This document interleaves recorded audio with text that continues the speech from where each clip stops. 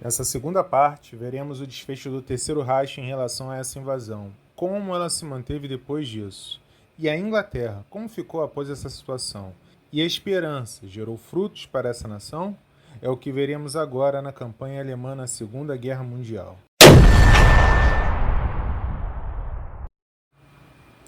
O entusiasmo de Haydar pelo bombardeio de terror parece ter se originado de sua falta de entusiasmo pelos desembarques. Interveio nessa ocasião para novamente acentuar os grandes riscos envolvidos. A situação no ar acentuou. Mal podia melhorar antes das projetadas datas de 24 ao dia 27 de setembro para os desembarques. Por conseguinte, a operação deverá ser abandonada até 8 ou 24 de outubro, disse ele. Isso, porém, era renunciar completamente à invasão, conforme Hitler percebeu. Declarou que suspenderia sua decisão sobre o desembarque somente até 17 de setembro. Dali a 3 dias, de modo que a operação poderia ainda realizar-se em 27 de setembro, se não fosse praticável nessa ocasião. Teria então que pensar em outras datas de outubro. Expediu-se depois uma diretiva do Comando Supremo. Berlim, 14 de setembro de 1940. Secretíssimo. O Führer decidiu. Fica adiado o começo da Operação Leão do Mar. Nova ordem, 17 de setembro. Devem-se continuar todos os preparativos.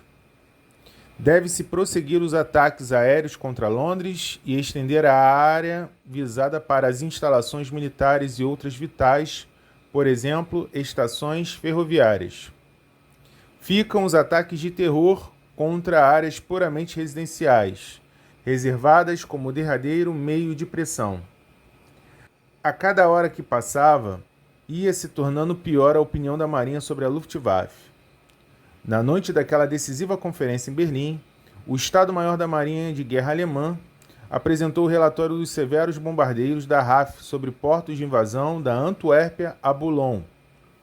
Na Antuérpia, infligiram-se consideráveis danos nos transportes, 5 vapores transportes no porto pesadamente danificados, afundamento de uma chata, destruição de 2 guindastes, explosão de trem de munições, incêndio lavrando em vários armazéns. A noite seguinte foi ainda pior, comunicando à Marinha fortes ataques aéreos do inimigo em toda a área costeira, entre o Havre e a Antuérpia. Os marinheiros expediram um SOS pedindo mais canhões antiaéreos para a proteção dos portos de invasão. 17 de setembro, o Estado-Maior da Marinha informou: a Real Força Aérea ainda não está derrotada. Ao contrário, está demonstrando crescente atividade em seus ataques aos portos do canal e em sua interferência cada vez maior nos movimentos de concentração. Naquela noite havia lua cheia e os bombardeiros noturnos britânicos aproveitaram o máximo. O Estado-Maior da Kriegsmarine comunicou perdas bastante consideráveis de barcos que se comprimiam nos portos de invasão. Em Dunkerque, 84 chatas foram postas a pique ou danificadas, de Cherbourg a Den Helder. A explosão de 500 toneladas de munições, incêndio de um depósito de mantimentos, o afundamento de muitos vapores e barcos torpedos e muitas baixas. O severo bombardeio, além do canhoneiro de pesadas peças do outro lado do canal, fez que se tornasse necessário comunicar à Kriegsmarine para dispersar as naus e os navios de transporte que já estavam concentrados no canal e parar com o movimento da navegação para os portos de invasão. Caso contrário, com a enérgica ação do inimigo, ocorrerão perdas tais no decorrer do tempo, que se tornará problemática a execução da operação na escala previamente elaborada. O Führer, que após tantos anos de brilhantes sucessos, havia finalmente fracassado. Durante quase um mês depois disso, manteve-se a impressão de que a invasão poderia ser realizada no outono, mas era apenas uma simulação. Todavia, em 19 de setembro, o Führer ordenou formalmente que cessasse a concentração da tropa invasora e a dispersão de todos os barcos que já se achavam nos portos. Ele disse a fim de que pudessem ser reduzidas ao mínimo as perdas de transporte causadas pelos ataques aéreos inimigos. Houve uma posição em 12 de outubro. O Führer alemão admitiu formalmente o fracasso, adiou a invasão para a primavera e expediu uma diretiva formal. Quartel-General do Führer, 12 de outubro de 1940, secretíssimo. O Führer decidiu que a partir de agora e até a primavera, os preparativos para a Operação Leão do Mar deverão prosseguir somente para manter a pressão política e militar sobre a Inglaterra. Caso se considere a invasão na primavera ou no princípio do verão de 1941, as ordens para a renovação dos preparativos para a operação serão expedidas mais tarde. A Wehrmacht recebeu ordem de destacar as formações para a Operação Leão Marinho, para outras tarefas ou para empregá-las em outras frentes. A Kriegsmarine para tomar todas as medidas no sentido de desligar o pessoal e os transportes. Ambas as armas deviam camuflar seus movimentos. Os britânicos, disse Hitler, devem continuar a crer que estamos preparando um ataque numa larga frente. Os indícios para essa decisão foram o curso fatal da Batalha da Inglaterra e a preocupação com a União Soviética, que é visto no Mein Kampf, ou Minha Luta, como algo que a Alemanha precisa, que era o Lebensraum, ou o espaço vital. Hitler não tinha abandonado a ideia, apenas protelou a fim de ganhar tempo, que foi o que conseguiu. Sendo assim, a Batalha da Inglaterra inicia-se em 15 de agosto, com uma grande ofensiva aérea de Goering, conhecida como a Operação Adlerangriff, ou Operação Águia, com o objetivo de afastar dos ares a RAF e assim conseguir a condição a qual a Alemanha precisava para a invasão. Goering tinha certeza que conquistaria a vitória para os alemães. Em meados de julho, mostrava-se confiante de que a defesa dos caças britânicos ao sul da Inglaterra poderia ser esmagada dentro de 4 dias por meio de um ataque total, ou Totalerkrieg, abrindo assim caminho para a invasão.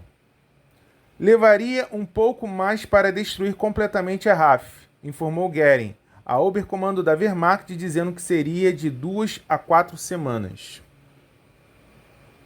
Para atingir esse objetivo, dispunha ele de 3 grandes frotas aéreas, Luftflotten, a número 2, sob o comando do Feldmarschall Kesselring, operando nos Países Baixos e norte da França, a número 3, pelo Feldmarschall Sperl, com suas bases no norte da França, e a número 5, sob a direção do general Stumpf, estacionada na Noruega e Dinamarca. As duas primeiras possuíam um total de 929 caças, 875 bombardeiros e 316 bombardeiros de mergulho. A número 5 era muito menor, com 123 bombardeiros e 34 caças bimotores Messerschmitt. Contra essa vasta força, a RAF dispunha para a defesa aérea no princípio de agosto de 700 a 800 caças. Durante todo o mês de julho, a Luftwaffe aumentou gradativamente seus ataques contra a navegação britânica no canal e nos portos do sul. Foi uma operação de sondagem, conquanto fosse necessário varrer do canal as naves britânicas antes de poder ser iniciada a invasão. O principal objetivo desses ataques preliminares era atrair os caças britânicos para a luta. Os alemães fracassaram nesse objetivo. O comando da Real Força Aérea evitou astutamente comprometer mais que uma fração de seus caças, e, como resultado, consideráveis danos foram feitos à navegação e a alguns portos. 4 destroyers e 18 navios mercantes foram a pique, mas esse encontro preliminar custou à Luftwaffe 26 aviões destruídos e 135 danificados. A RAF perdeu 148 caças. Em 12 de agosto, Goering expediu ordens para que fossem desencadeadas a Operação Águia no dia seguinte.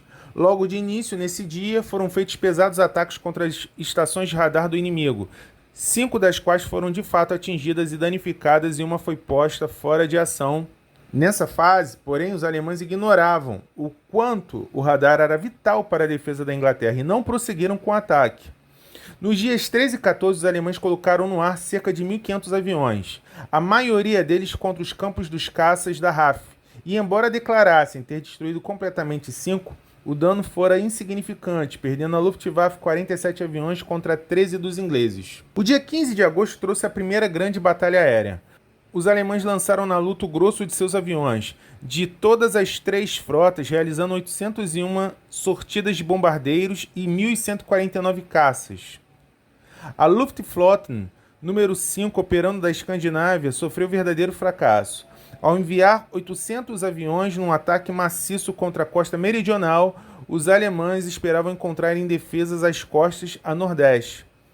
Mais uma força de 100 bombardeiros, escoltada por 34 caças bimotores Messerschmitt 110, foi surpreendida por 7 esquadrilhas de Hurricanes e Spitfires, quando se aproximava de Tyneside, e foi duramente castigada.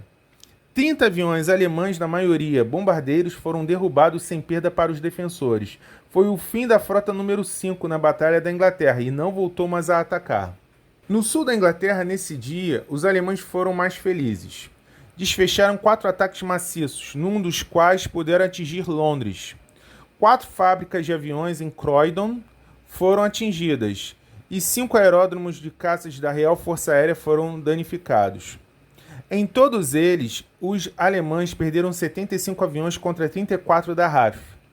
Nessa proporção, a despeito de sua superioridade numérica, dificilmente os alemães poderiam esperar eliminar dos ares o adversário. Goering cometeu agora o primeiro de seus 2 erros táticos. A habilidade do comando de caças britânico, ao empenhar seus aviões na batalha contra forças atacantes grandemente superiores em número, baseava-se no uso inteligente do radar.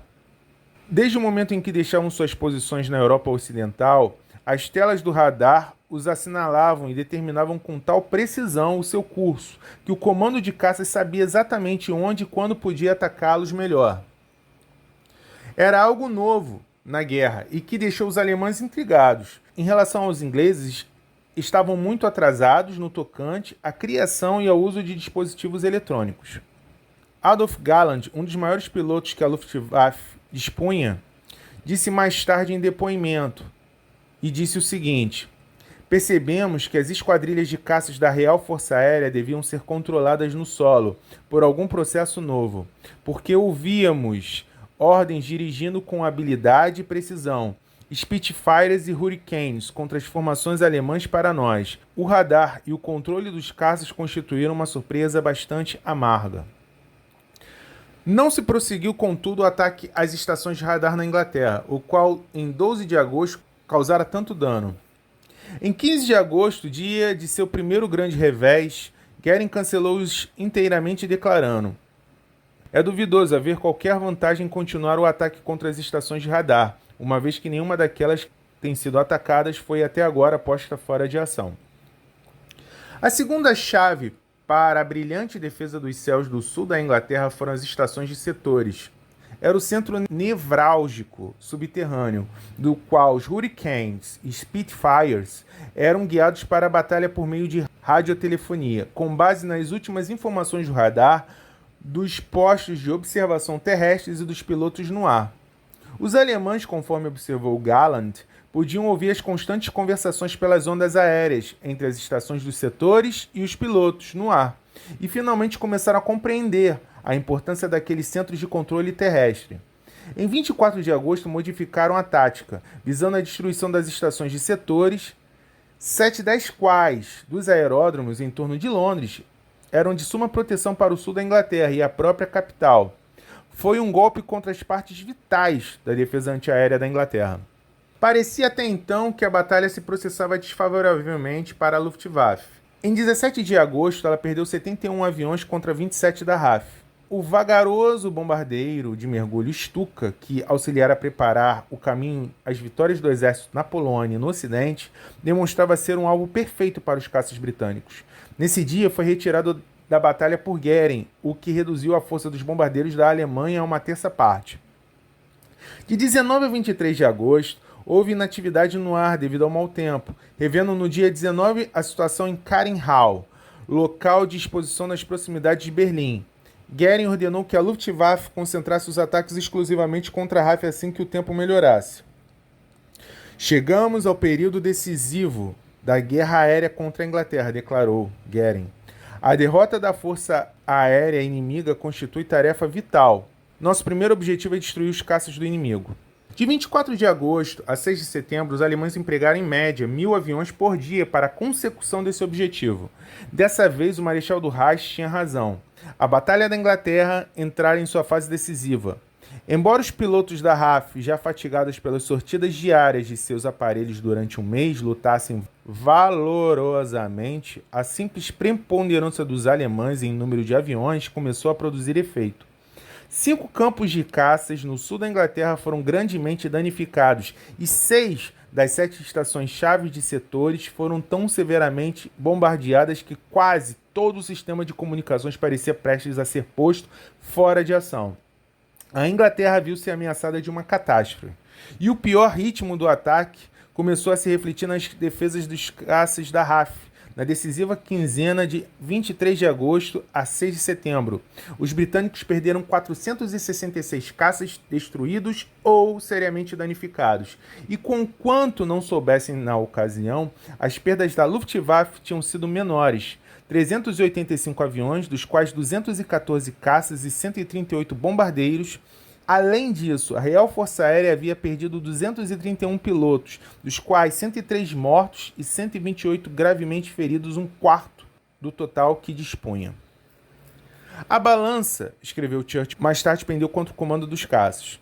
Houve muita ansiedade, mas algumas semanas assim, a Inglaterra não teria defesa organizada nos ares. A invasão poderia ser bem sucedida.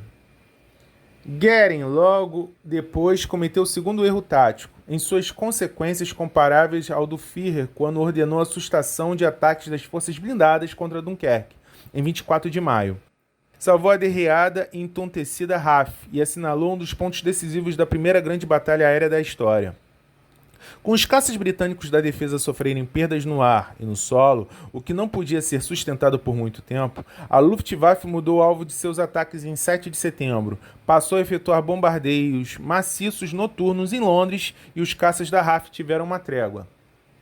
O que havia acontecido no campo alemão para obrigar essa mudança de tática, que estava destinada a ser fatal às ambições de Hitler a Goering?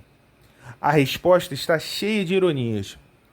Para começar, houve um pequeno erro de navegação por parte dos pilotos de uma dúzia de bombardeiros alemães na noite de 23 de agosto. Instruídos para lançar suas cargas sobre fábricas de aviões e tanques de óleo nas vizinhanças de Londres, erraram o alvo e deixaram-nas cair no centro da capital, destruindo casas e matando civis. Os britânicos julgaram que o ataque havia sido propositado e, em represália, bombardearam Berlim na noite seguinte. O bombardeio de Berlim não teve grande relevância. Havia uma densa camada de nuvens sobre a cidade dessa noite, e somente cerca de metade dos 81 bombardeiros da RAF foram enviados e encontraram um alvo. Os danos materiais foram insignificantes, mas o efeito sobre o moral dos alemães foi tremendo, pois era a primeira vez que haviam caído bombas em Berlim. Os berlinenses estavam estupefatos, escreveu o autor William L. Shirer em seu diário no dia 26 de agosto. Nunca pensaram que isso pudesse acontecer. Quando começou a guerra, Goering assegurou-lhes que jamais aconteceria. Acreditaram nele. A desilusão é, portanto, maior ainda, e é preciso ver-lhes os rostos para se poder avaliá-la. Berlim estava bem defendida por 2 grandes anéis de peças antiaéreas e durante 3 horas, enquanto os bombardeiros visitantes roncavam acima das nuvens. O que impedia que centenas de baterias de holofotes escolhessem sua luz. O fogo antiaéreo foi o mais intenso, até então presenciado pelo autor. Mas não foi derrubado um único avião. Os britânicos também lançaram alguns boletins dizendo que a guerra que Hitler começou continuará e durará enquanto Hitler prosseguir nela. O que se passa depois disso são momentos de fúria de Adolf Hitler devido aos ataques britânicos a Berlim, pois de fato os ingleses começaram a causar preocupação ao Führer alemão. Há um trecho que ele disse que aumentarão seus ataques contra nossas cidades. Nós arrasaremos então as suas. E assim o foi. Nas últimas horas da tarde de 7 de setembro, começou o grande ataque contra Londres. Os alemães lançaram nele, conforme vimos, 625 bombardeiros e 648 caças. Mais ou menos às 17 horas, a primeira leva de 320 bombardeiros, protegidos por todos os caças de que dispunham os alemães, voaram sobre o Tamisa e começaram a despejar as bombas sobre o arsenal de Woolwich, sobre várias fábricas de gás, usinas elétricas, armazéns e docas, nestas últimas numa extensão de vários quilômetros. Toda aquela vasta área transformou-se logo num mar de chamas. Numa localidade, Silvertown, a população ficou cercada pelos incêndios e teve de ser retirada por via fluvial. Às 8h10 da noite, chegou uma segunda leva de 250 bombardeiros que renovou o ataque, mantido até às 4h30 da manhã de domingo, por sucessivas levas de avião. Na noite seguinte, às 19h30, recomeçavam os ataques, com 200 bombardeiros prosseguindo durante toda a noite. Morreram nesse ataque 842 pessoas e 2.347 ficaram feridas. Segundo o historiador oficial britânico, durante essas duas primeiras noites, têm sido infligidos consideráveis danos à cidade. As incursões prosseguiram durante toda a semana e na outra, noite após noite.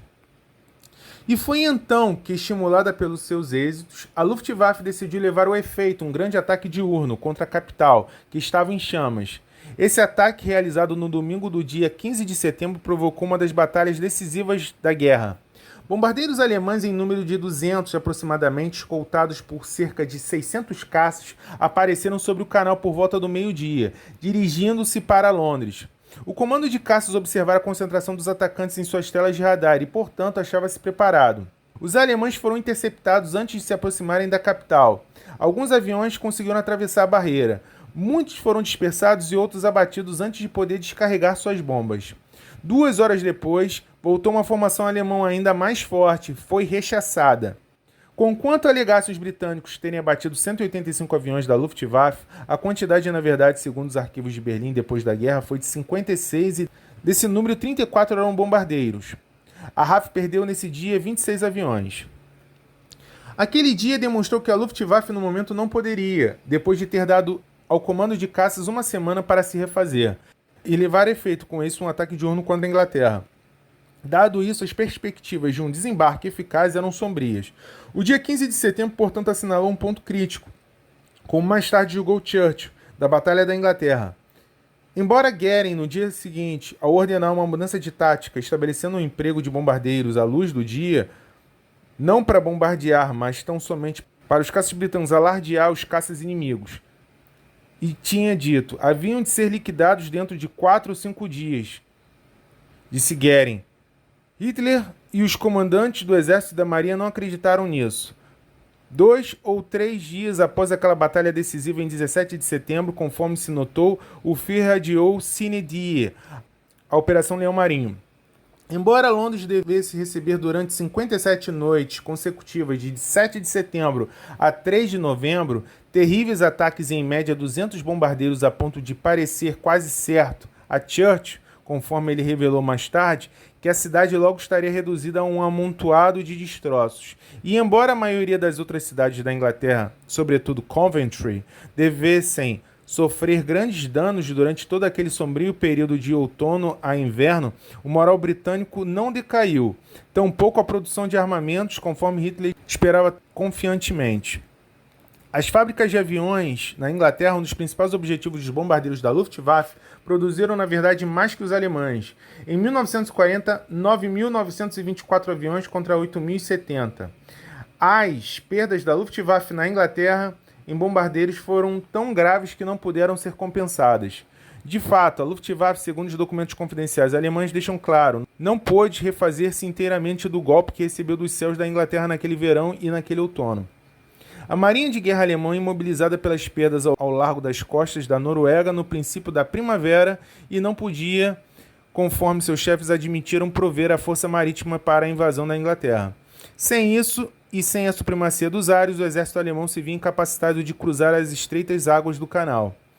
Pela primeira vez, Hitler viu-se detido. Seus planos de nova conquista foram frustrados, exatamente naquele momento em que, conforme vimos, estava certo de haver alcançado a vitória final. Isso fez com que a Inglaterra fosse uma grande base para a possível reconquista do continente, do oeste em data posterior. Devido a essas circunstâncias, o Führer alemão começou a mirar na União Soviética, conforme era o desejo dele desde Mein Kampf. A conclusão dessa parte 2 e final é que a Inglaterra se salvou. Foi perseverante, mesmo com os ataques feitos pelos alemães. Há o relato no livro que os chefes militares ingleses, pouco deles, reconheceram nos anos que entremearam a guerra, a despeito de todas as confusões, que a Força Aérea se tornara, em meio ao século XX, um fator decisivo, e o pequeno avião de caça e seu piloto, o principal escudo para a defesa.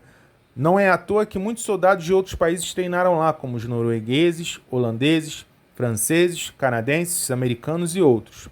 Sua esperança deu a outros a vontade de lutar. Para a Alemanha, vemos que sua soberba foi um erro crasso. Usaram a emoção ao invés da razão, e por não ter destruído os radares e por não ter continuado com a mesma estratégia, falhou, e com isso pagou um preço alto. Anos mais tarde, como foi dito no vídeo anterior, quem não viu acompanha a parte 1, veria uma Alemanha completamente destruída, tendo que lidar com duas frentes, que causariam uma guerra fria posteriormente entre os Estados Unidos e a União Soviética.